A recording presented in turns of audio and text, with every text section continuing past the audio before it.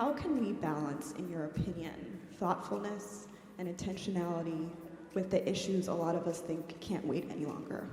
Yeah, that's a, first of all, congratulations. Yeah, That's bravo. spectacular. That is just wonderful, really wonderful.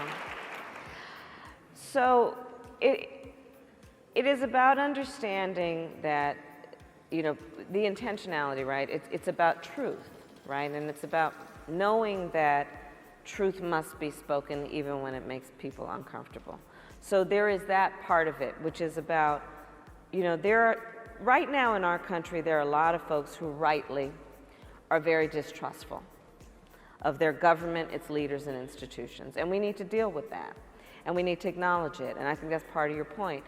And, you know, the thing about trust is, we all know it in our personal and professional lives. The nature of a relationship of trust is that it's a reciprocal relationship, right? You give and you receive trust. And one of the most important ingredients in trust is truth. But there's a funny thing about truth. Speaking truth often makes people quite uncomfortable. And so sometimes it's not spoken, and we know that in our personal lives, we know it in our professional lives, and we know it among people who have these big microphones and stand behind podiums, right? Because for them, the incentive is that we'll speak in a big room like this and everybody will just applaud and, you know, we'll make everyone feel lovely and sprinkle lovely dust all over the room and then job will be done. Speaking truth doesn't always accomplish that goal. But here's the other thing about speaking truth that I have learned.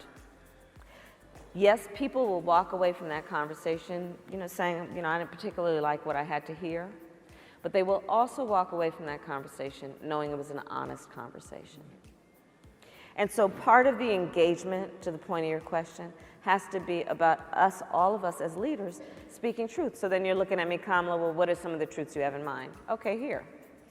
If Charlottesville didn't make it clear, if the Tree of Life Synagogue didn't make it clear, racism, sexism, anti-Semitism, homophobia, transphobia are real in this country. Let's speak those truths so we can deal with it. Let's speak truths. Education, big issue. Let's speak this truth.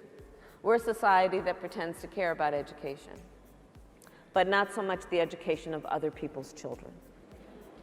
Let's speak that truth so we can deal with it. You can look up and down the country and know it to be an issue. There are truths that need to be spoken about climate change, so many others.